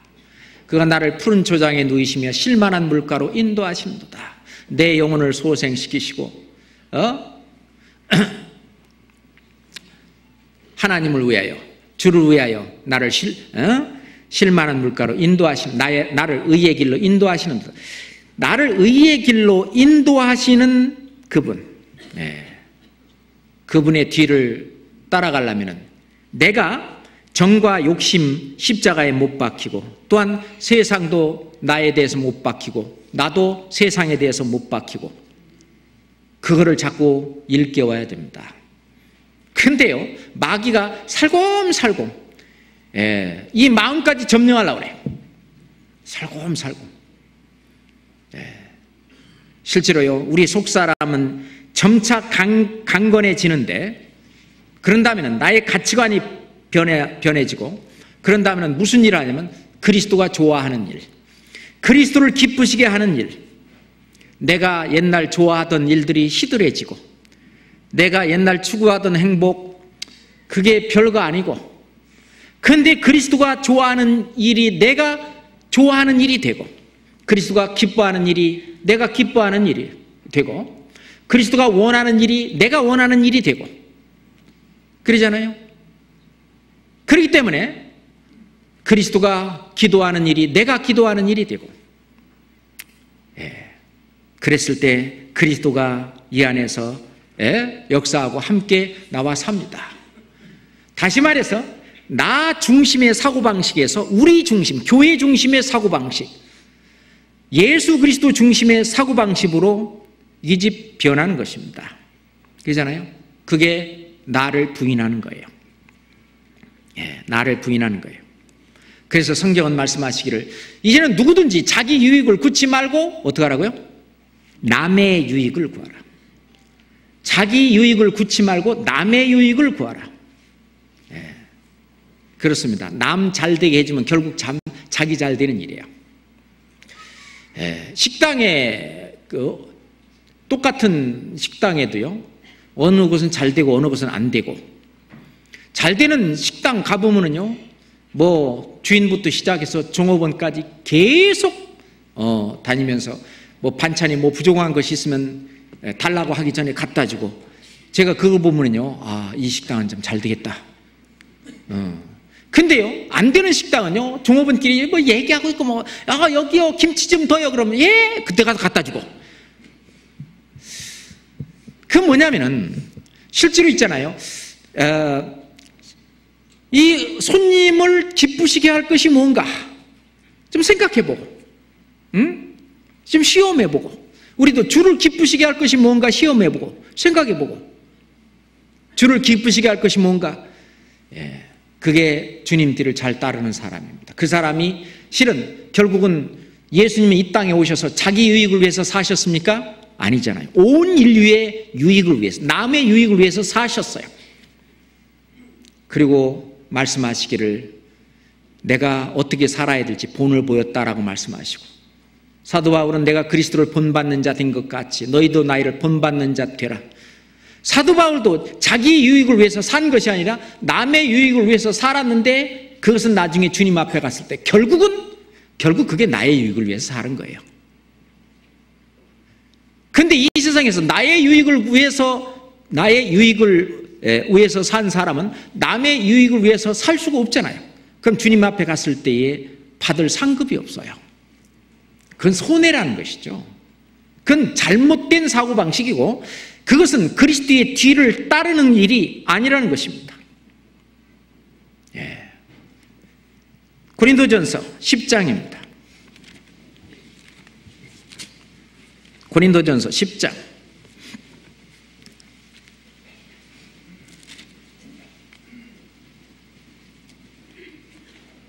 죄송합니다. 고린도전서 10장 31절 맞네요. 내가 잘못 봤어. 다른 성경을 찾아놓고 고린도전서라고. 고린도전서 10장 31절부터 33절까지 같이 읽겠습니다. 그런즉 너희가 먹든지 마시든지 무엇을 하든지 다 하나님의 영광을 위해서 하라. 유대인에게나 헬라에게나 하나님의 교회나 거치는 자가 되지 말고 나와 같이 모든 일에 모든 사람을 기쁘게 하여 나의 유익을 굳지 아니하고 많은 사람의 유익을 구하여 저희로 구원을 얻게 하라. 지금 수양회장에 지금 어머니 모시고 또는 아버님 모시고 또 누구 모시고 직장에 잠깐 이게 휴가 내서 그 잠깐 시간을 내서 그 자기 유익을 구해서 그래요? 아니잖아요. 그분이 어떻게든지 구원을 받고 이 하나님의 이 축복, 영원한 축복, 영생을 얻도록 남의 유익을 위해서 그분을 왜 사랑하니까? 그러기 위해서는 남의 유익을 위해서 그들이 구원을 받게 하고 그러기 위해서는 내 자신을 부인해야 됩니다. 내가 죽어야 됩니다. 그러잖아요. 내가 죽어야 돼요. 이거는 내가 죽는다고 하는 이것은 나의 유익을 포기하고 남의 유익을 위해서 사는 삶으로 전환하는 거죠. 그렇잖아요. 그것이 자기를 부인하는 길이고 그것이 바로 다른 사람을 구원해서 그 영혼을 거듭나게 하는 길이라고 생각합니다. 우리가 고린도전서 13장에 사랑이 뭐냐? 사랑은 오래 참고, 그죠? 사랑은 오래 참고 온유하며 투기하는 자가 되지 아니하며 자랑하지 아니하며 교만하지 아니하며, 그 다음 뭐예요? 무례히 행치 아니하며 자기의 유익을 굳이 아니하며. 그 사랑이 뭐냐면 예수님이거든요. 예수님은 오래 참고 온유하며 투기하는 자가 되지 아니하며 자랑치 아니하며 교만하지 아니하며, 예수님은 무례히 행치 아니하며 자기의 이익을 굳이 아니하며 성내지 아니하며 악한 것을 생각지 아니하며. 예수님이 그랬다는 거예요. 그 예수님의 뒤를 우리는 따라가는 겁니다. 따라가는 거예요. 자기의 유익을 굳이 아니하며 남의 유익을 구해서 저희로 구원을 얻게 하라, 그 말입니다. 예수님이 자기 십자가를 지고 가셨습니다. 그러잖아요. 자기 십자가를 지고 가셨는데 예수님의 자기 십자가에는 예수님의 죄가 있는 것이 아니죠. 그죠? 자, 우리도 마찬가지입니다. 예수님의 십자가는 바로 나를 구원하기 위해서 받으시는 고난과 희생이셨습니다. 그 다음에 이제 아까 누가복음 9장 23절 다시 돌아가 봅시다. 누가복음 9장 23절. 누가복음 9장 23절 함께 읽겠습니다. 또 무리에게 이르시되 아무든지 나를 따라오려거든 자기를 부인하고 날마다 제 십자가를 지고 나를 좇을 것이니라. 어떤 사람이 이렇게 읽었습니다. 아무든지 나를 따라오려거든 자기 아내하고, 부인입니다. 자기 아내하고 날마다 제 십자가를 지고, 그렇게 읽으면 안 되죠. 자기를 부인하고, 그 부인은 자기를 부정하고 그런 얘기입니다. 아니 그렇게 이렇게 질문한 분이 있었어요, 실제로. 부인하고 같이 꼭 결혼을 해야 된다고. 자, 그 다음에 자기를 부인하고 뭐예요? 그 다음에 날마다 제 십자가를 지고 좇을 것이니라. 보세요, 제 십자가. 예수님의 십자가는 나를 구원하시고 우리를 구원하시고 인류를 구원하시기 위해서 지신 것입니다. 그러면 내가 지어야 될 나의 십자가는 뭘까요? 바로 남을 살리는 십자가입니다. 남을 살리기 위해서 지는 십자가입니다. 원래 신명기 21장 23절에 나무에 달린 자마다 저주를 받았음이니라 하는 말씀이 있기 때문에, 실은 나무에 달리는 것은 저주받은 자가 달린 것이라고 해서 십자가를 지고 간다든지 십자가에 달린다든지 이런 것을 유대인들은 상당히 꺼려했습니다. 그랬는데 예수님이 뭐라고 말씀하셨냐?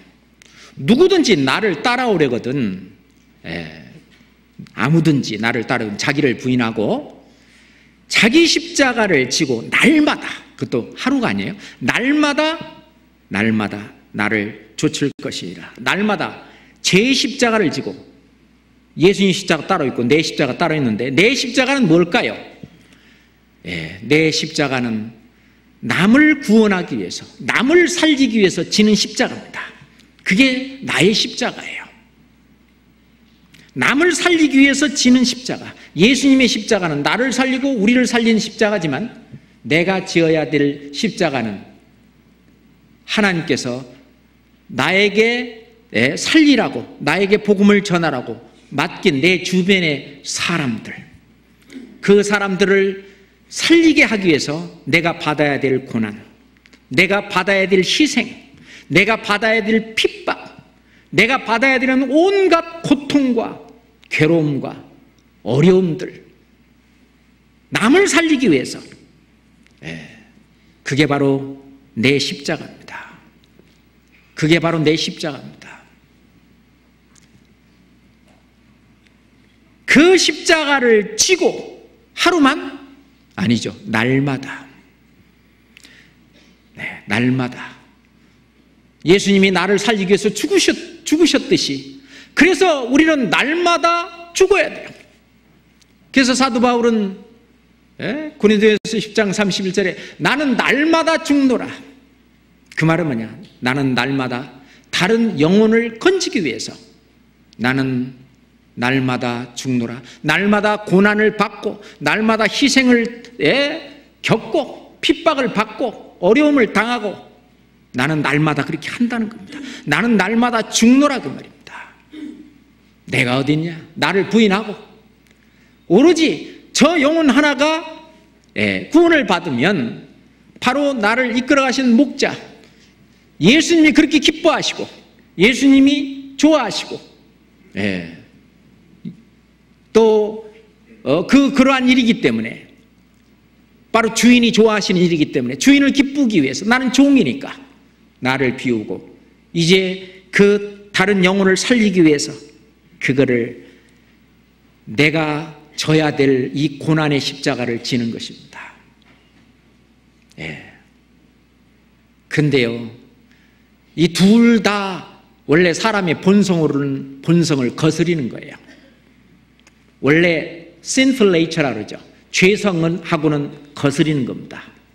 그러니까 이거를 극복해야 돼요. 그러니까 사도 바울도 육신을 쳐서 복종케 했다. 완전히 그 두더지 잡이처럼 올라오면은 말씀으로 두드러 눌러가지고 육신을 쳐서 복종케, 그리스도에게 복종케, 그렇습니다. 그래서 우리는 실제로 죽어야 됩니다. 예수님이 죽었듯이 실은 죽어야 됩니다. 그래서 요한복음 12장 찾아봅시다. 요한복음 12장.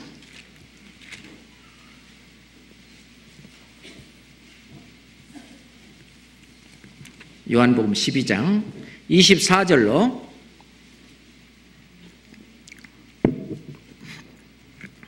26절까지 같이 읽겠습니다.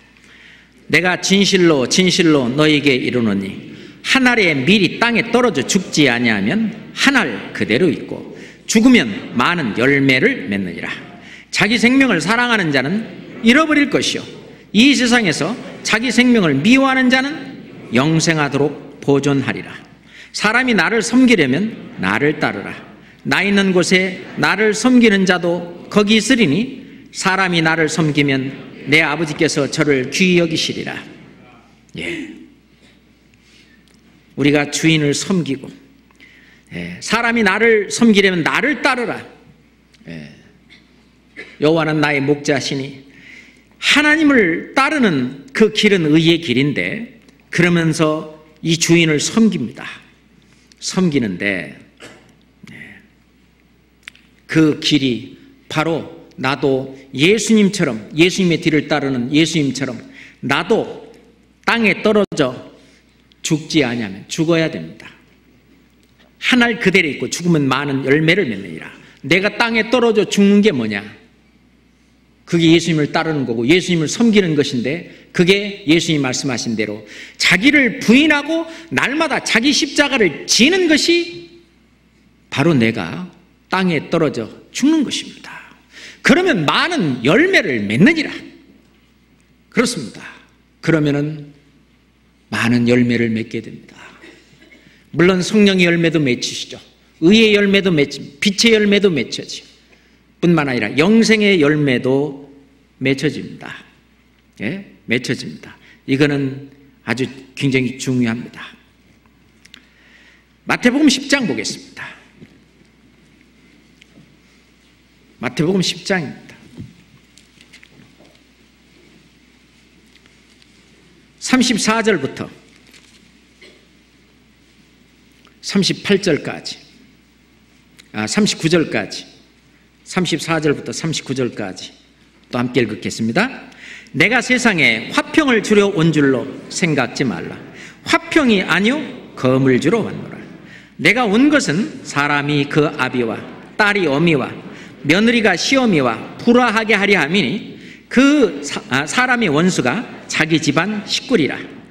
아비나 어미를 나보다 더 사랑하는 자는 내게 합당치 아니하고 아들이나 딸을 나보다 더 사랑하는 자도 내게 합당치 아니하고 또 자기 십자가를 지고 나를 좇지 않는 자도 내게 합당치 아니하니라. 자기 목숨을 얻는 자는 잃을 것이요 나를 위하여 자기 목숨을 잃는 자는 얻으리라. 어떤 자매님은 남편이 예전에 그렇게 안 했는데 이 말씀을 들어보자고 교회에 나가자고 하면은 그렇게 핍박하고, 이제 생각이 다르니까 그 남편은 남편대로 더 마음이 곤고하고 술도 더 많이 먹게 되고, 이제 문제가 붙었습니다. 그럴 때에 이 자매가 그 십자가를 지는 거예요. 남편을 구원하기 위해서, 선의의 싸움, 선한 싸움을 싸우는 겁니다. 같이 뭐 이렇게 싸우는 게 아니고 정말 선한 싸움. 이제부터는 내가 검을 주러 왔느라. 이 검이 실제로 칼을 말하겠어요? 아니죠. 성령의 검, 말씀입니다. 그 말씀을 가지고 이제 말씀이 있기 때문에 말씀으로 인해서 이제 안 통하는 거예요. 교제가 깨지고, 가정에서 불화가 생기고, 그랬을 때에 아이고 가정이 평화가 최고지 뭐.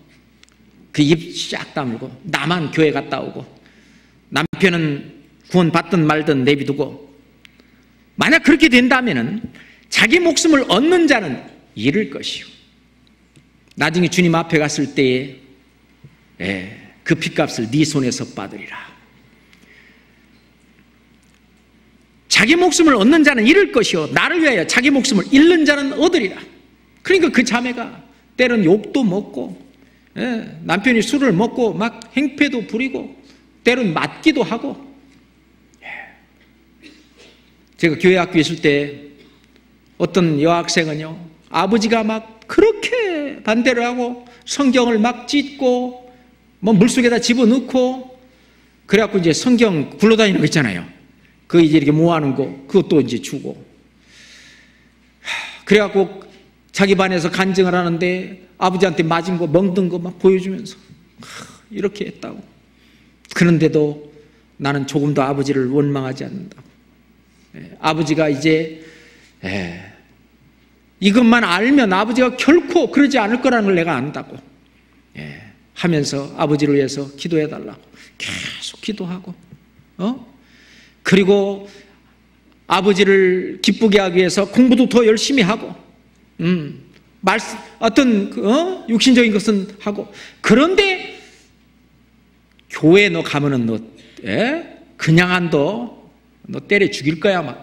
막 아버지가 막 그렇게 막 악에 받쳐 막말을 하고, 그래도 아빠 내가 마저 죽어도 나는 교회에 가야 돼. 그래가지고요, 뭐 그거는 뭐 어린 아이지만은요, 그 여학생이지만 결코 그거는 그게 선한 싸움이잖아요. 아버지하고 같이 악다구리하고 싸우는 게 아니잖아요. 얻어맞으면서 뭐 하면서 또 성경 뺏겨 넣고 또 때론 얻어맞으면서. 아마 글쎄요, 지금은 그 아버지가 구원 받았는지 모르지만 구원 받으셨을 것 같아. 뭐 그렇게 그 자매가 그렇게 하는데, 그게 이제 싸움입니다. 선한 싸움이죠. 끝까지 아버지가 구원받아 영생을 얻을 때까지. 그게 자기 십자가를 날마다 지는 거예요. 날마다 자기 십자가를 지고 나를 좇을 것이니라. 그게 여호와는 나의 목자시니 내게 부족함이 없으리로다. 그렇습니다. 어떤 때는 어떻게 해야 좋을지는 몰라서, 그럴 때는 지혜가 부족하거든 후히 주시고 꾸짖지 아니하시는 아버지께 하나님께 구하고, 그러면요 또 어떤 때는 지혜가 떠올라서 잘 또 슬기롭게 넘기기도 하고. 그렇습니다. 그래요. 이게 바로 우리가 져야 될 나의 십자가입니다. 그렇잖아요. 이 십자가 부끄럽습니까? 히브리서 12장.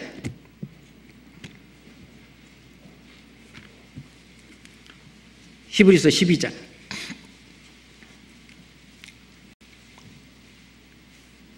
히브리서 12장 2절, 히브리서 12장 2절 3절 같이 읽겠습니다. 믿음의 주요 또 온전케 하시는 이인 예수를 바라보자. 저는 그 앞에 있는 즐거움을 위하여 십자가를 참으사 부끄러움을 개의치 아니하시더니 하나님 보좌 우편에 앉으셨느니라. 너희가 피곤하여 낙심치 않기 위하여 죄인들의 이같이 자기에게 거역한 일을 참으신 자를 생각하라.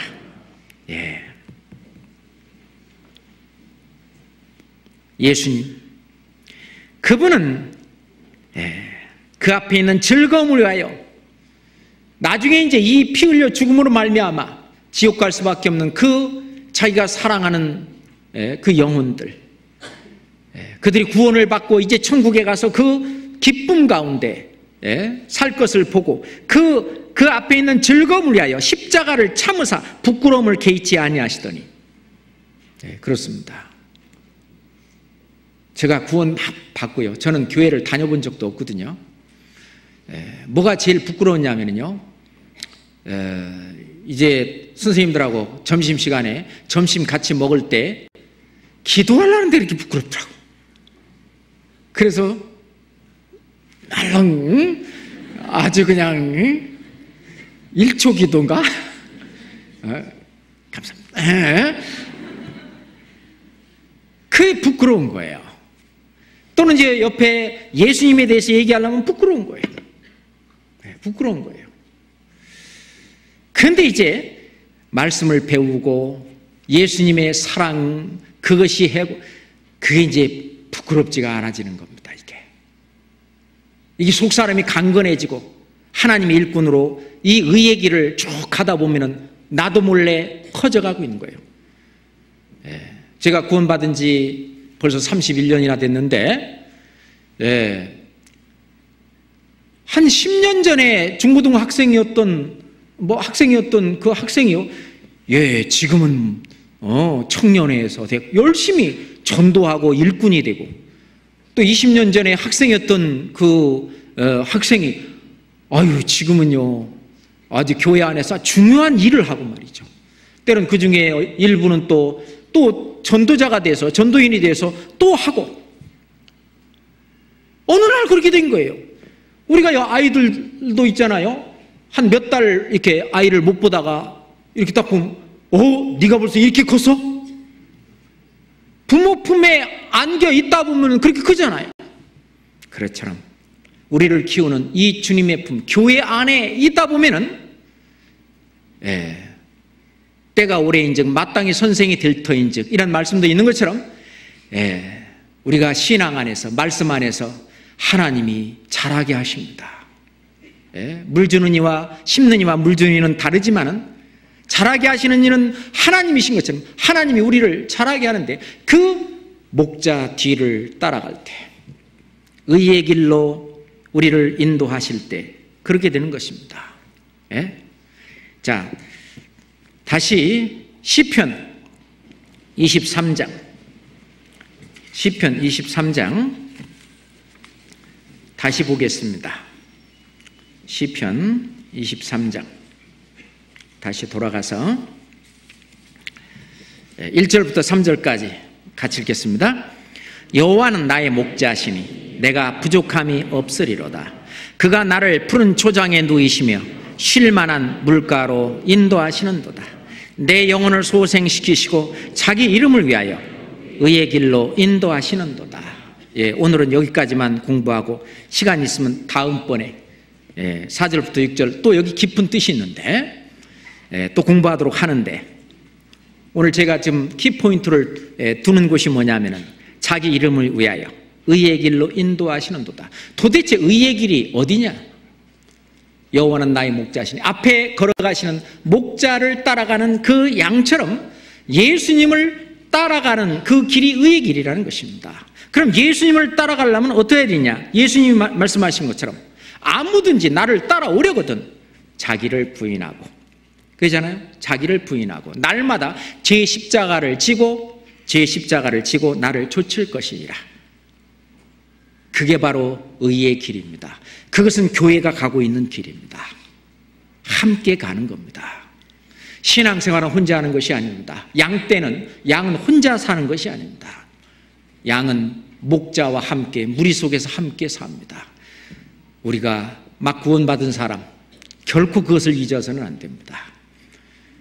우리가 왜 동물의 왕국 같은 데 보면은, 또는요 바닷속에서도요 그 어떤 큰 물고기가 작은 물고기를 잡아먹는데, 어떤 물고기를 잡아먹냐, 물 위에서 떠난 그 물고기, 또는 물 위에서 어떻게 떠나게 되냐면 되게 약한 물고기가 떠난답니다. 그 막 피해서 이렇게 막 도망 다니는데 약한 물고기, 물 위에서 떠난 물고기, 그게 잡혀먹고요.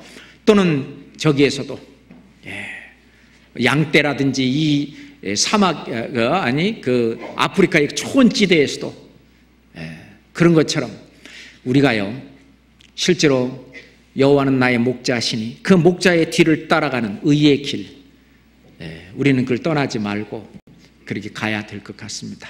기도하겠습니다. 아버지 하나님, 감사합니다. 우리의 영혼을 소생시키시고 이제 교회 안에서 함께 의의 길로 인도하시는 줄을 믿습니다. 이제 주님을 따라가는 이 길이 바로 나를 부인하고 날마다 자기 십자가를 지고 예수님의 뒤를 따라가는 한 마리 양으로서 부족함이 없도록 주님, 우리를 함께 인도하여 주시옵소서. 주님 오시는 그날까지 우리를 안전하게 천성까지 인도하여 주시옵소서. 우리를 사랑하시는 우리 구주 예수 그리스도 이름으로 기도드렸습니다. 아멘. 찬송하겠습니다. 찬송 377장 1절, 3절, 5절만 하겠습니다.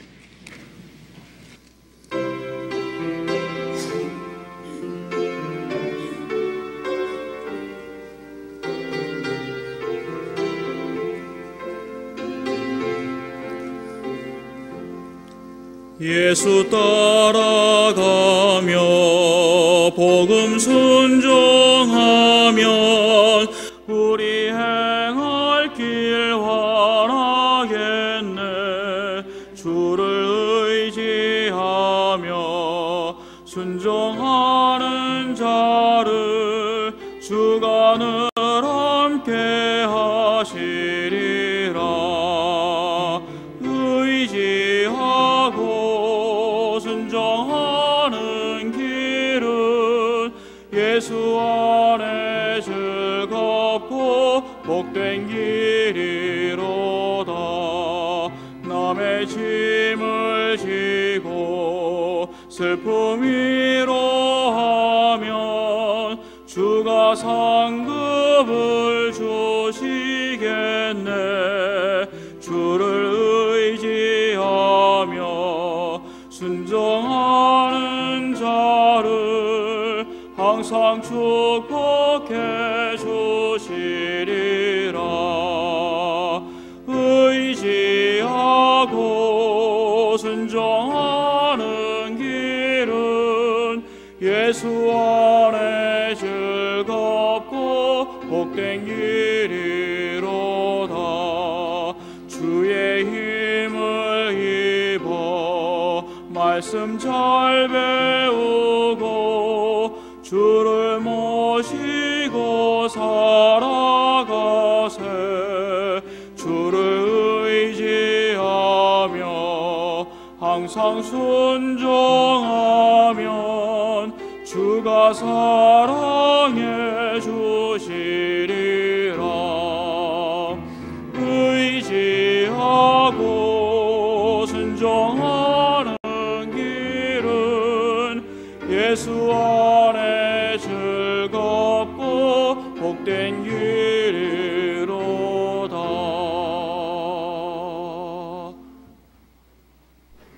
이상 마치겠습니다. 수양회를 위해서 기도해 주시기 바랍니다.